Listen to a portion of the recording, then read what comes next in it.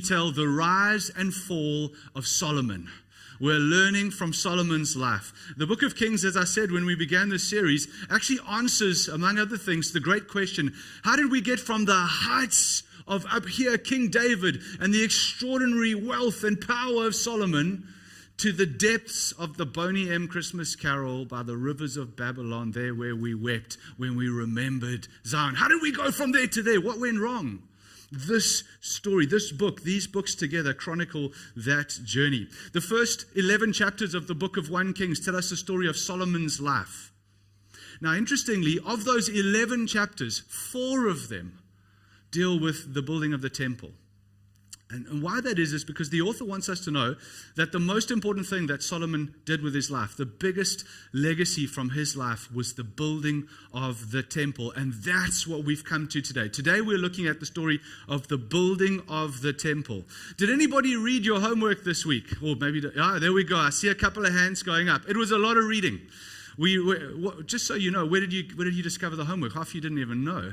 Exactly. So what happens is, every week, around about Thursday, Leanne will send out a little message on our broadcast group telling you which scriptures we're going to be preaching through on the Sunday. And that's in part because there's so many verses and chapters in the book of Kings, we're not going to get time to look at them all. And so invariably, we're looking at excerpts from a whole chunk. And you were sent the whole chunk that we're covering today. So you could have read that on your own before you came and then been prepared for this message. And some are. So today we're looking at 1 Kings, chapter 6 to chapter 8, which covers a whopping 155 verses, long verses at that. So we're obviously not going to read them all. We'll go through in excerpts. The big idea in today's passages is this: God's glory shines out from his people. God's glory shines out, you want to almost say temple, from his temple, but then later from his people. God's glory shines out from his people. Chapter 6 opens up with a basic description of the temple. I'm mindful that actually for some of us this is going to be a particularly interesting message. You're going to get to look at the intricacies of the detail of how the temple was built. For others of us, this is quite different than the normal sort of scriptures we look at, as this is quite a unique one. Lots of description. But I'm trusting that God's going to speak to us powerfully through all of these bits of imagery that we see woven through this text. Chapter 6 verse 1 opens like this. It was in mid-spring, in the month of Ziv, during the 4th year of Solomon's reign, that he began to construct the temple of the Lord. So this chapter is about the building of the temple. This was 480 years after the people of Israel were rescued from their slavery in the land of Egypt. But I thought we were supposed to be looking at the temple. Why are we talking about the Exodus? Well, somehow the author wants to connect these things. 480 years, actually 12 generations from when they were slaves in Egypt and the Passover freed them to now the temple is built. Why is this link so important? Well, do you remember a time when we used to save like songs and then use them as our alarm clocks? Did any of you ever do that? You'd like wake up and your favorite song would wake you up, right? So there was a stage in my life where there was a Matchbox 20 song called Let's See How Far We've that woke me up. The first lines of the song were hello, hello, hello, hello, and then in comes the drum riff. Now, so what happens is this song is synonymous with a certain season of my life. I cannot hear it without remembering waking up in that season of life. I think what's happening here is the author is saying to us something. Let's just see how far we've come here. It's 480 years, 12 generations. They left Israel as slaves. They left there to wander into the wilderness, nothing with what they could carry on their backs. And now, 12 generations later, here we stand, boom, in this critical moment, and the temple is being built. It's an extraordinary journey that Israel has been on. And finally, God is saying, the Exodus is over. God's people have got a home, a temple where I will live in their midst. The promise to Abraham has been fulfilled. The promise, I will make you into a great nation and all the nations of the earth will be blessed. When the temple is built, presence of God dwells in the midst. Israel become a light to the nations and all the nations of the earth will be blessed through them. And so God is actually saying, this is the fulfillment of what I began in Egypt. in the Exodus is now finally being fulfilled in the building of the temple. And then chapter 6 and chapter 7 continue, and they give us the details and a bit of a description of the temple. There's lots of statistics. I mean, if you're an architect, you're probably or an artist, you're going to love this, right? There's statistics about the size and the materials. And we're going to go on a bit of a whistle-stop tour through the temple as we make our way through what God did in those people in that moment. But before we get into there, we need to know this. These verses are filled with symbolism and meaning. And we're going to look at what the symbolism and the meaning was behind so much of these things. And so let's go. Chapter 6, verse 2 and 3. The temple that King Solomon built for the Lord was 90 feet long, 30 meters, right? 30 feet wide, 10 meters wide, and 45 feet high. So that's pretty much, 45 feet almost from Baptist, the back, the row there to about here. That's how high the temple was. How wide? 10 meters. This is a 9-meter auditorium inside here and another 9 out the back. So you can pretty much imagine the width is very similar in size to what we're currently in here, inside here. All that to say, well, the temple was quite small when you think about it. The whole of the nation, it's actually quite small because it wasn't meant to be a meeting place. It wasn't meant to be a meeting place for lots of people. In fact, it was meant to be the dwelling place of God. And only a few would ever get inside there. The temple was the home of God's visible glory. There are 3 main sections to this temple.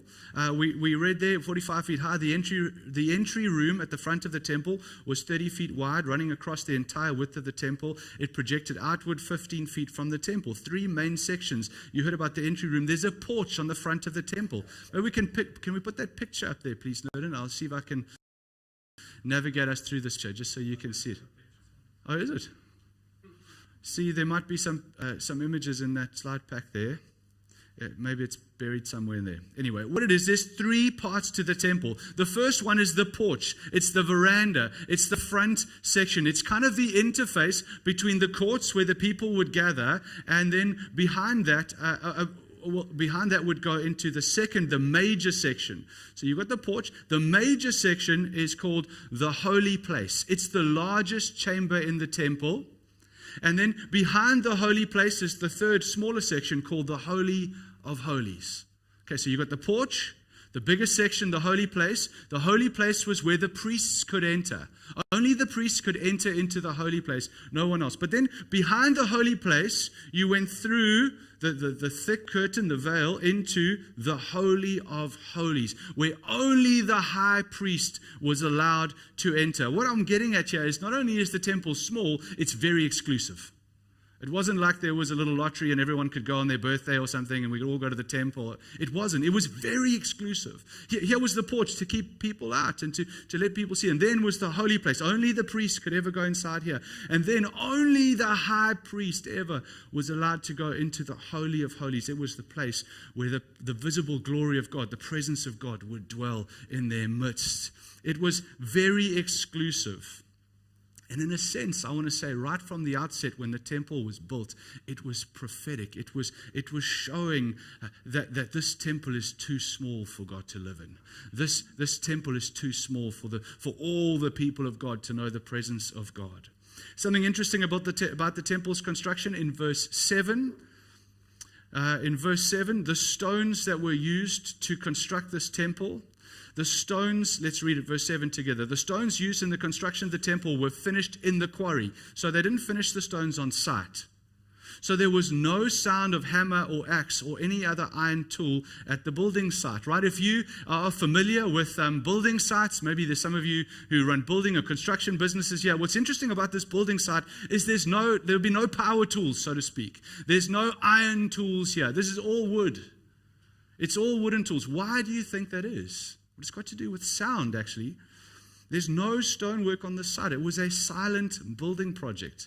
Right from the inception of the temple, it was meant to be a place of peace, so that nothing disturbed the peace that was going to come through this building. Symbolic again, but that's what was happening. Michael Eaton says of the building of the temple, he says this: the presence of God brings peace, not a peace of an easy life, but the peace of knowing that we are right with God and are enjoying God's presence. The temple was a place of peace. It brought God's peace to our lives. It had a place for making sacrifices of atonement of sin, sacrifices of atonement of sin that would bring about peace and reconciliation between God and man. We would be restored to Him through the temple that brought us peace.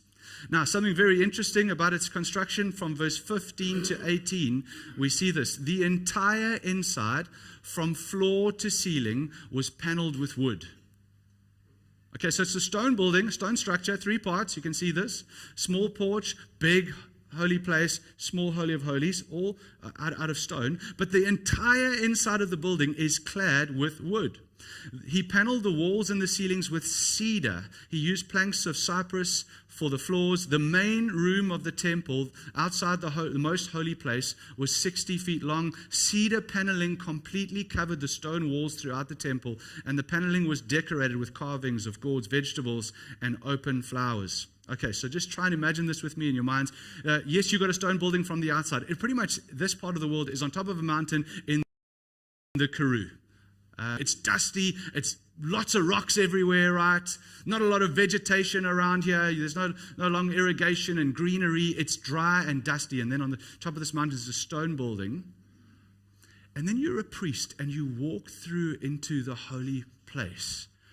And this dry, dusty stone exterior, and suddenly you cannot see anything but wood around you, wood carved with fruit and vegetables. Cedar wood, in fact. Now, cedar is interesting wood.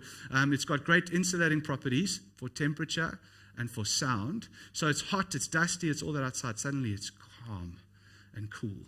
But cedar also has a smell. I have beard wax in my beard right now. It's a very, very cool thing these days, apparently. I was given some at a preaching thing I was at. But my beard wax is the aroma of cedar. So if I'm nuzzling with anybody today, it's only going to be you, babe. It's only going to be you.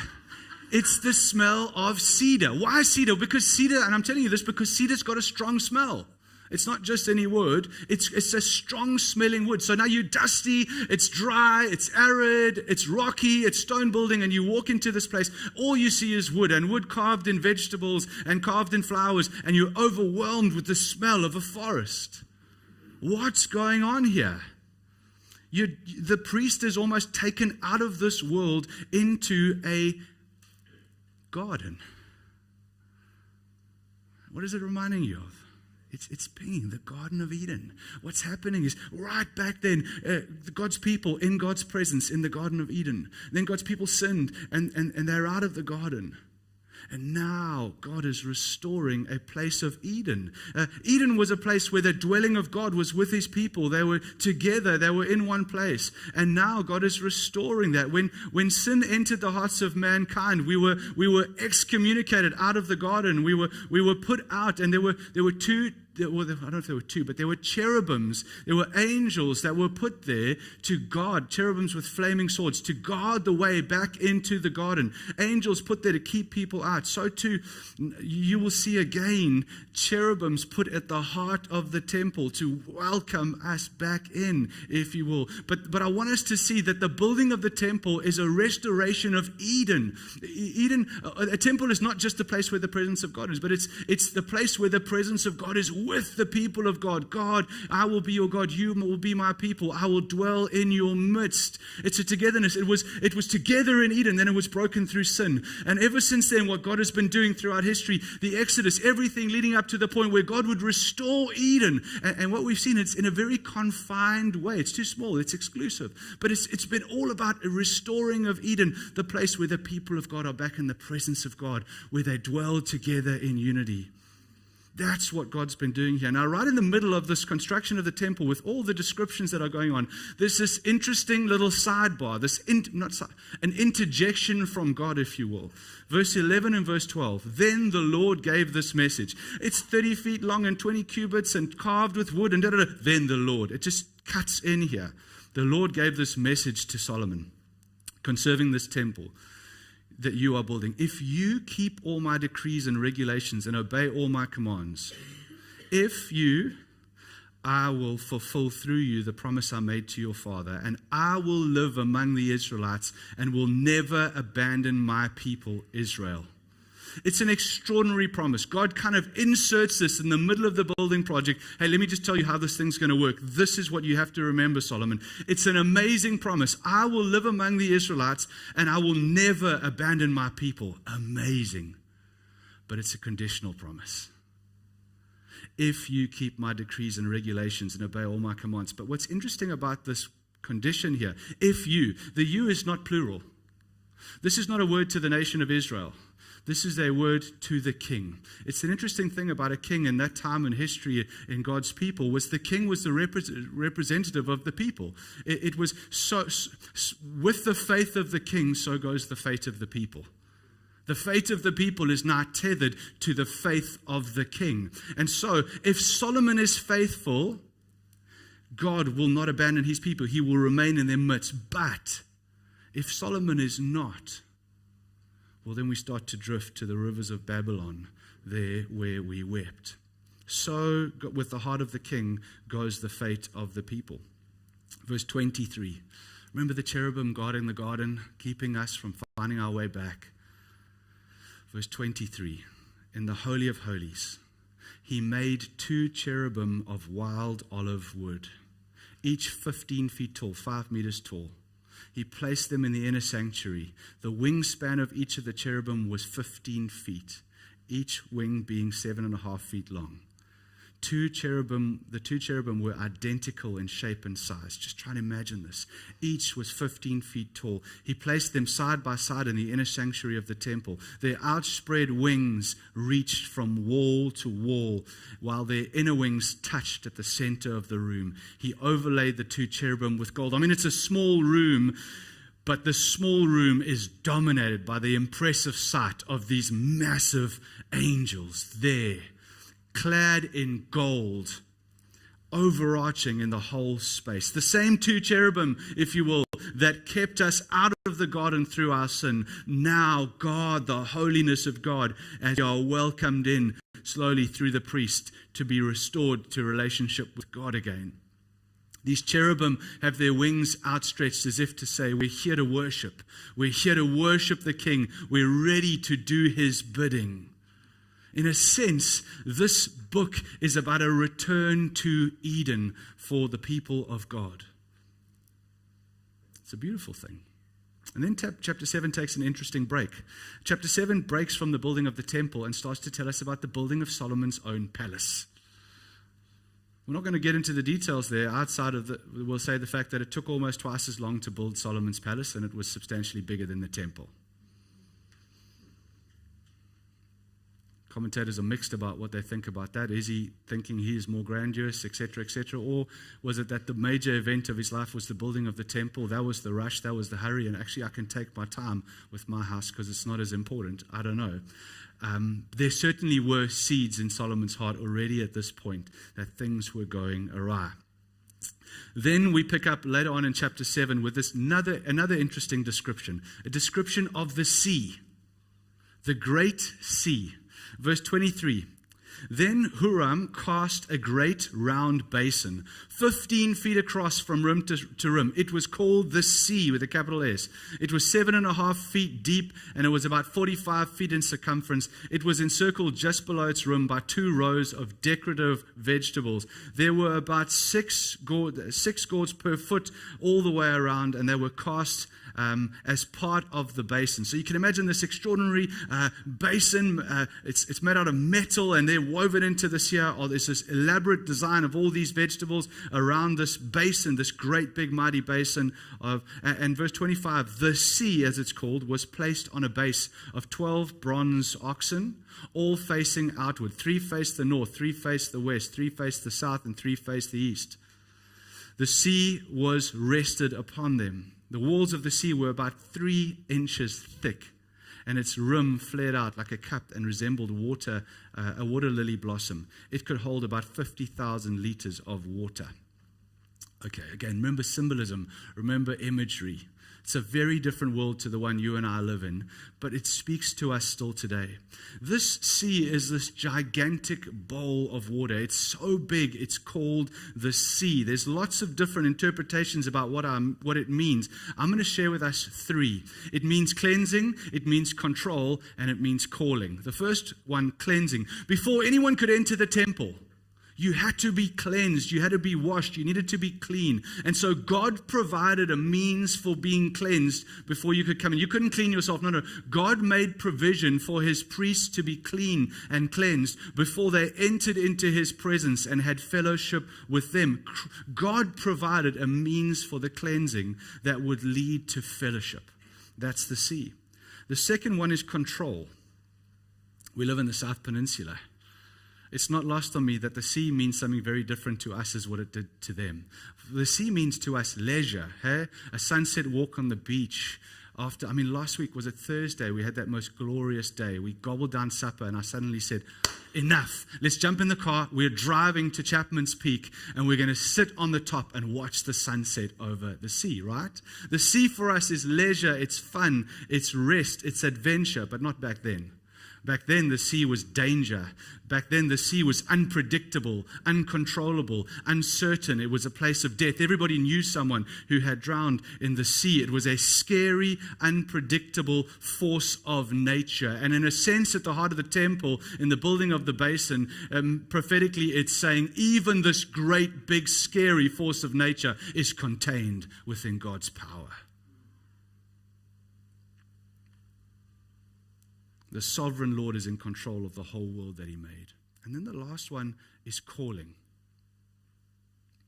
It's no coincidence that there are 12 oxen facing the 4 different directions, the 4 corners of the earth and the 12 tribes of Israel. In other words, the people of Israel are given to carry the light to the 4 corners of the earth.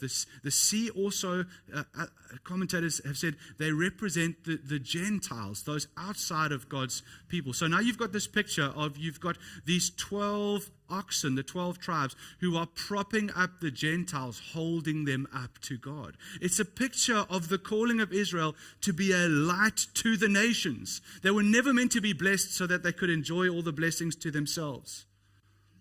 The blessing of God that we are celebrating in the climax, the building of the temple here, was never meant to be so that they could have so much fun together and enjoy all the provision of God themselves. It was meant, they were always meant to be facing outwards. You are a light to the nations. You are a blessing to the whole world. And this part of the temple was to remind Israel to bless the nations. Isaiah 56 verse 7.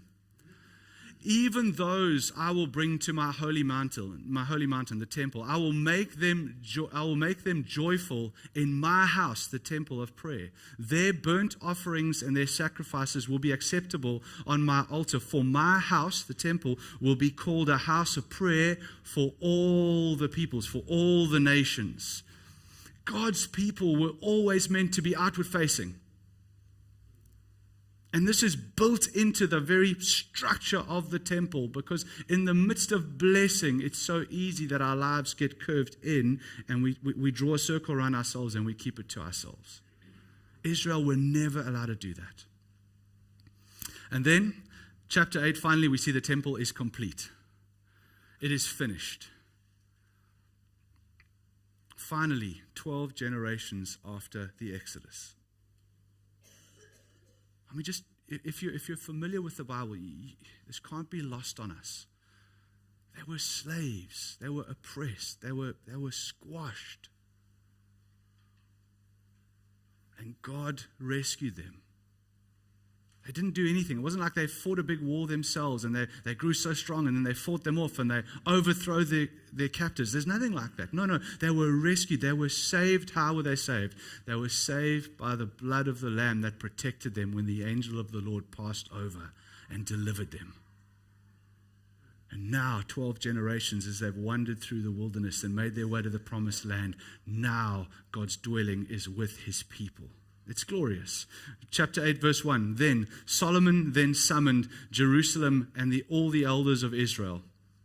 and all the heads of the tribes, the leaders of the ancestral families of Israelites. They were to bring the ark of the Lord's covenant to the temple from its location in the city of David, also known as Zion. So all the men of Israel assembled before the King Solomon at the annual festival of shelters, which is held every autumn in the month of Ethanim.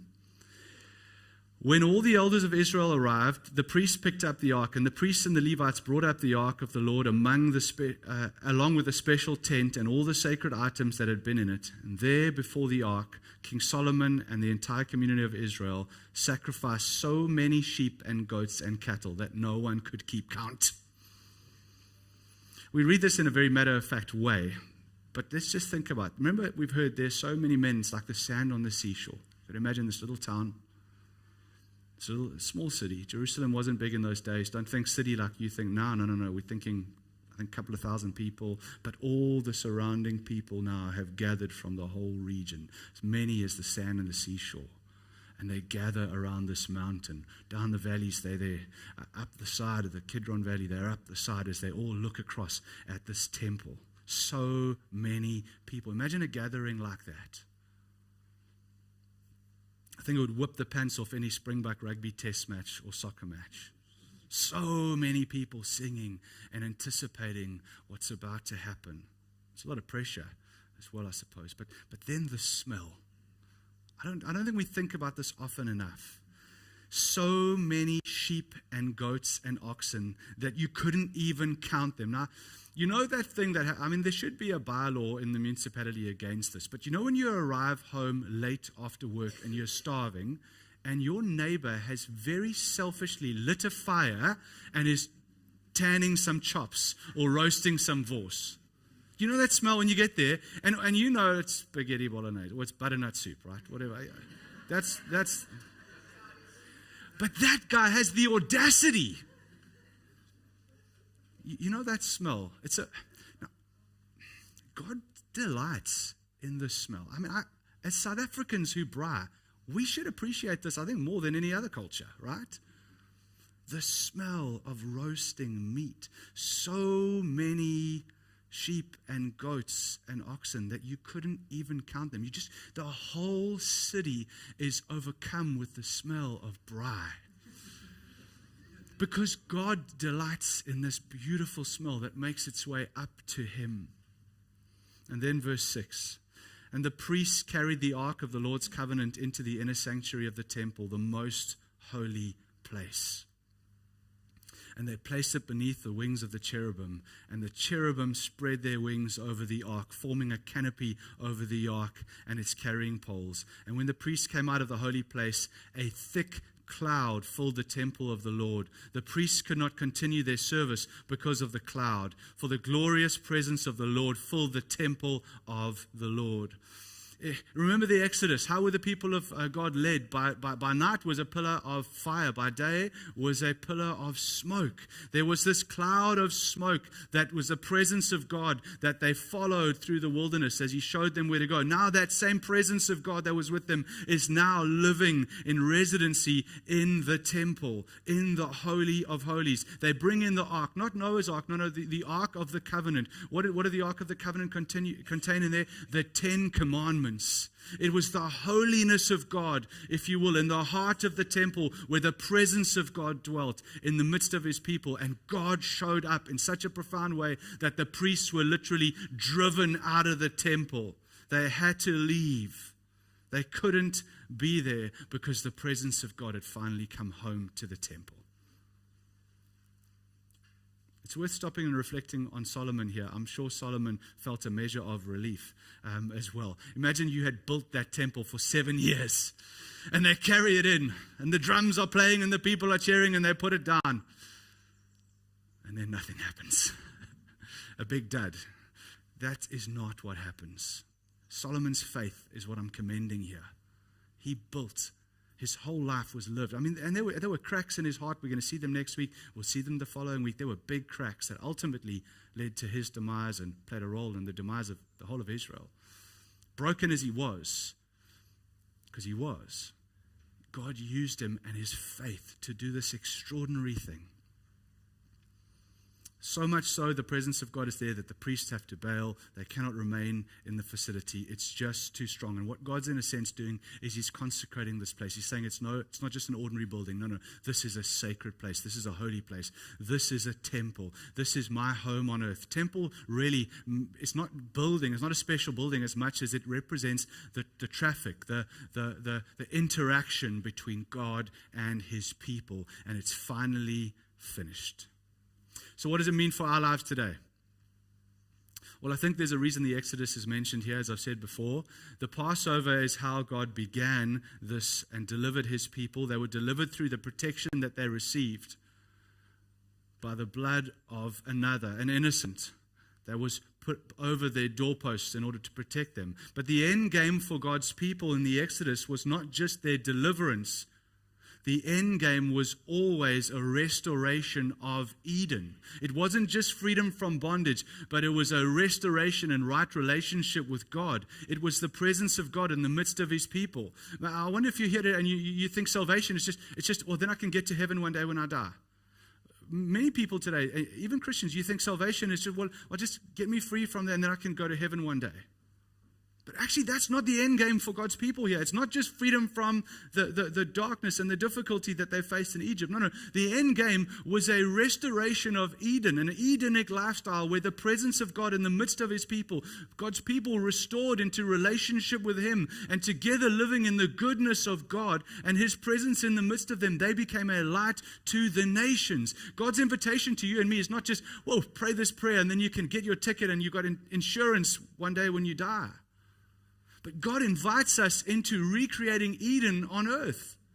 He invites us to a communal life whereby we live in his presence and we get to be light to the nations, to the people who are looking in on us. So much so that even the trajectory of the temple, as exclusive as it was always outward looking. So much so that even when Solomon dedicated the temple, look at the words that he prays in verse 27. But will God really live on earth? Solomon prays. Will God really live on earth? Why? Even the highest heavens cannot contain you. How much less this temple that I've built? I mean, this is the glory moment of his life, of the people of Israel. And even in that, he's looking at it going, this is too small for the glorious God that I know and serve. God is going to be in the whole world. There's no literal temple now these days. The temple was destroyed. It was destroyed multiple times. The last time himself, Jesus declared its destruction coming, and he declared its end, if you will. In a sense, he declared its end because he himself became the true and better temple. Jesus himself became the true and better temple. Jesus himself becomes our ultimate high priest, who goes into the holiest place on our behalf, who provided as himself not only the high priest, but he became the sacrifice himself.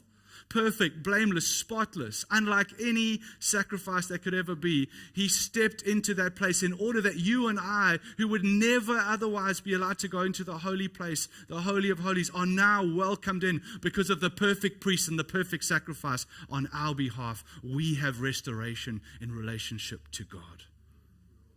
It's an extraordinary thing that Christ has done. But I hope you can see how this temple enhances our understanding of our great Savior Christ. Jesus is the fulfillment of that too small, too confined temple in order that you and I can be restored into a kind of Eden whilst we're on earth in exile even now.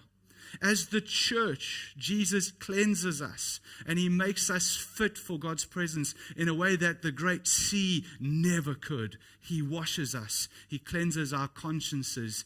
He cleanses our hearts and he makes us right in our standing before God. And we collectively, as the body of Christ, become a temple which God manifests himself and shines a light to the nations. 1 Corinthians 3:16, Paul writes to the church in Corinth, Don't you realize that all of you together are the temple of God? Look around you.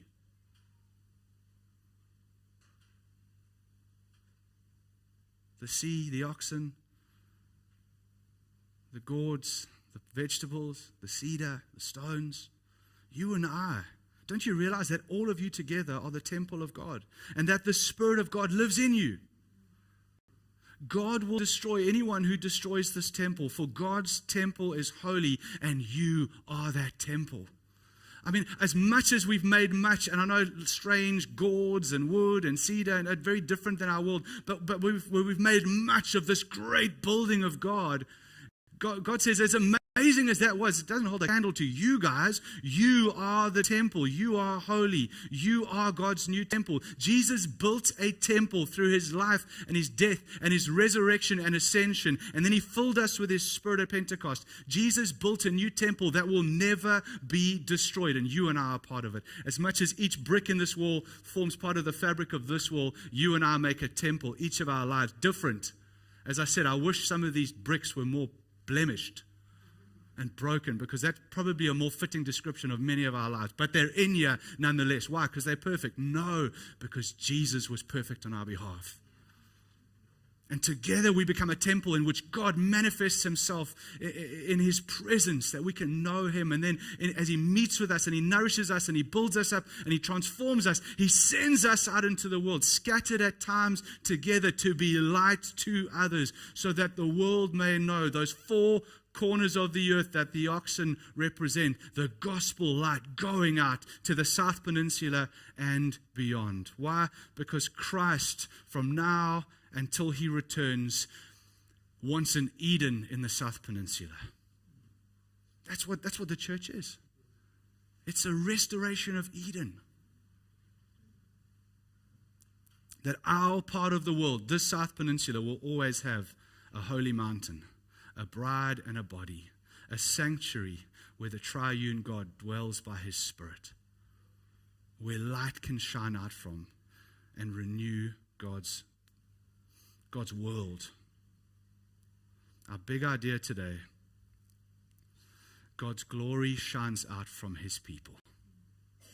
Can we stand together? Can we sing and worship?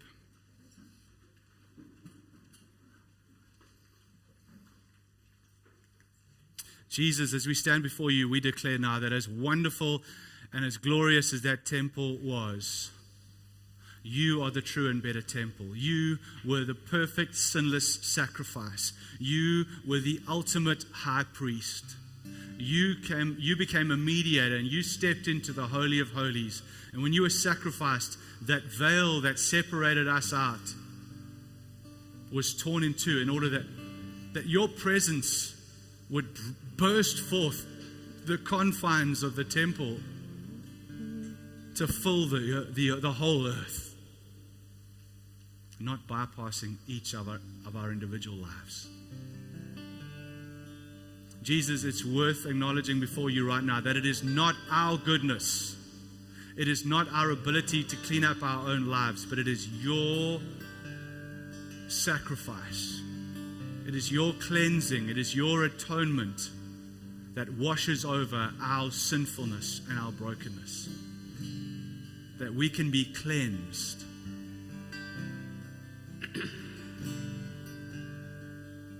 Our consciences can be cleansed, and we can have fellowship with the Father. We can have fellowship with one another, that we become a temple in which you live, Lord Jesus.